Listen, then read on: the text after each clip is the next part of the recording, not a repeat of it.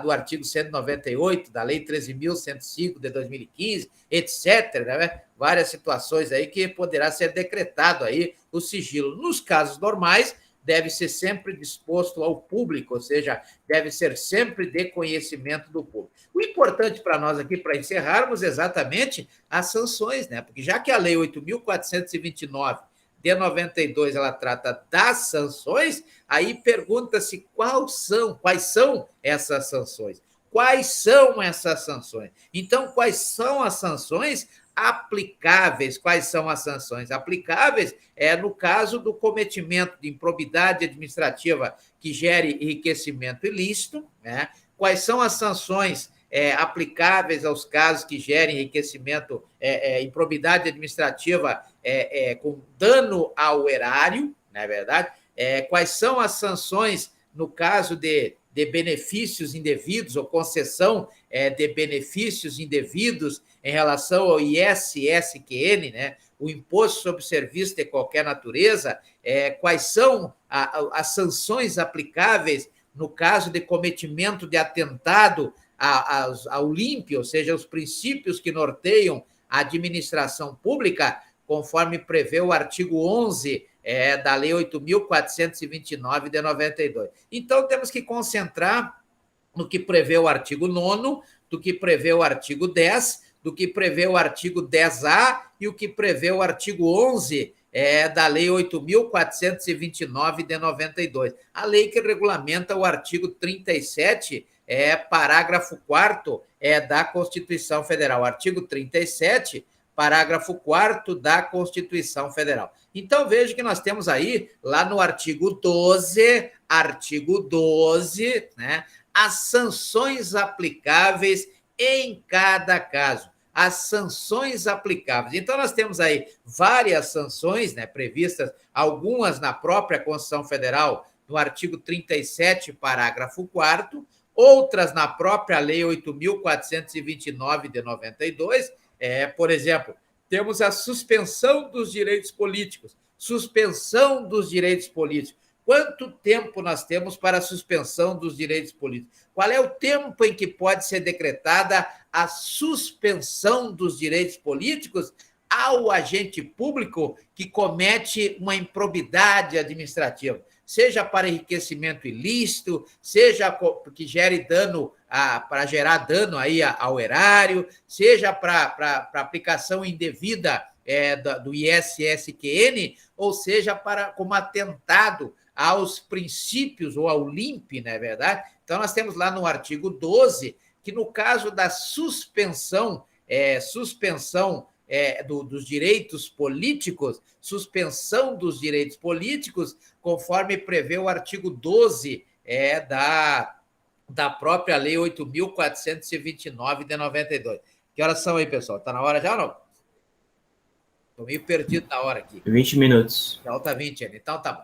Então, o enriquecimento, na verdade, essas penas previstas lá no artigo 12, para aqueles cometimentos de improbidades administrativas, previstos nos artigos 9º, 10º, 10A e 11, né? 10A está errado, é 10A, não é verdade? Olha a lei complementar número 95 de 98, né? Até o 9 é 9º. Passou do 9, aí é 10, né? Então, artigo 9º, artigo 10, artigo 10A e artigo 11 da Lei 8.429 de 92. Então, temos lá que o enriquecimento ilícito, que é o caso do artigo 9º, ele gera uma suspensão dos direitos políticos num período de 8 até 10 anos. De 8 até 10 anos, não é verdade? Então, vejo que de 8 a 10 anos poderá ser o tempo de suspensão dos direitos políticos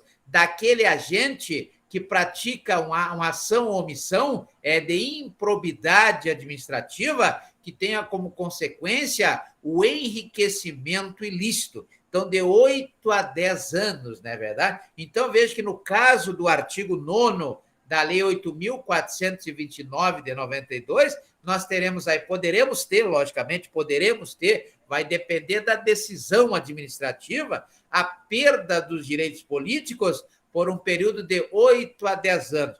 poderá também ter a perda da função pública, poderá gerar a perda da função pública, poderá gerar a indisponibilidade, ou seja, a decretação da indisponibilidade dos bens. A indisponibilidade dos bens passam a ficar indisponíveis, não sujeitos à negociação, tranca a conta bancária, vai para o Cisbajude, vai para o Bacenjude, né, que foi substituído pelo Cisbajude, etc, etc. Então, na verdade, é uma decretação de indisponibilidade dos bens, sejam bens materiais, bens materiais. Bom, pode ser também bens materiais ou bens imateriais, não é verdade? Pode ser bens móveis ou bens imóveis, não é verdade? Todos eles poderão ficar indisponíveis. Indisponíveis no seguinte sentido, que eles não poderão ser negociados, não é verdade? Não há, por exemplo, como vender um carro que estiver indisponibilizado junto ao Detran,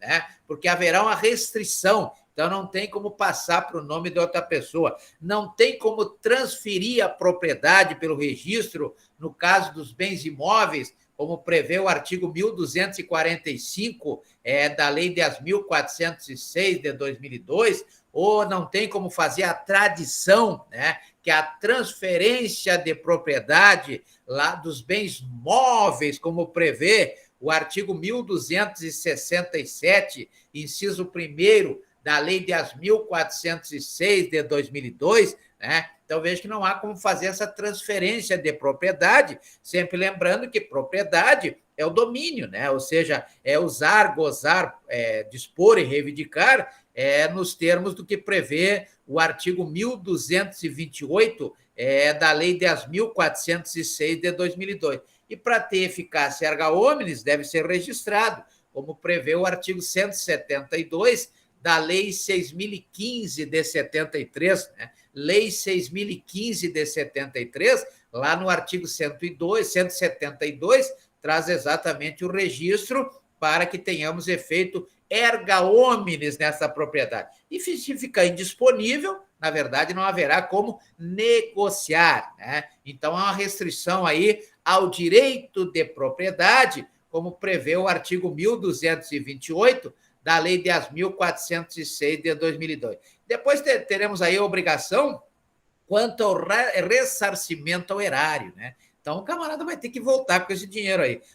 Vai ser condenado a devolver esse dinheiro para o erário, devolver esse dinheiro para os cofres públicos, né? Para o porquinho do governo, não é verdade? Então, vai ter que devolver aí o ressarcimento ao erário. Temos aí também a aplicação de uma multa, poderemos ter, logicamente, vai depender da decisão administrativa, a aplicação de uma multa civil, né? Multa civil, de uma multa, né? Toda multa tem natureza civil, né? Tanto que ninguém vai preso por não pagar multa, mesmo que seja uma pena, como prevê o artigo 49 do Código Penal, né? Lá no artigo 51 do Código Penal, diz que a pessoa que não paga multa, ela vai ser inscrita na dívida ativa nos termos do artigo 201 da Lei 5.172, né? Lei 5.172 de 66, e vai sofrer um processo de execução fiscal da Lei 6.830 de 80.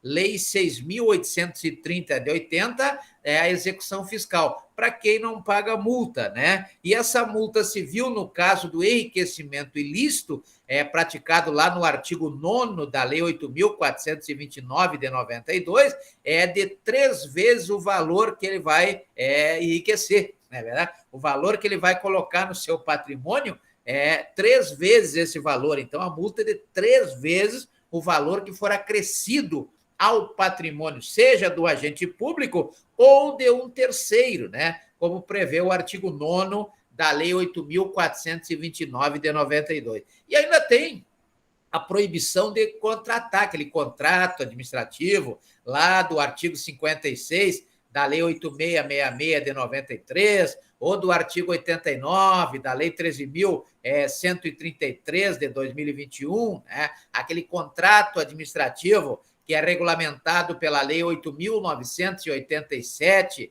de 95, a Lei das Concessões, etc. Então, é proibido, ele fica proibido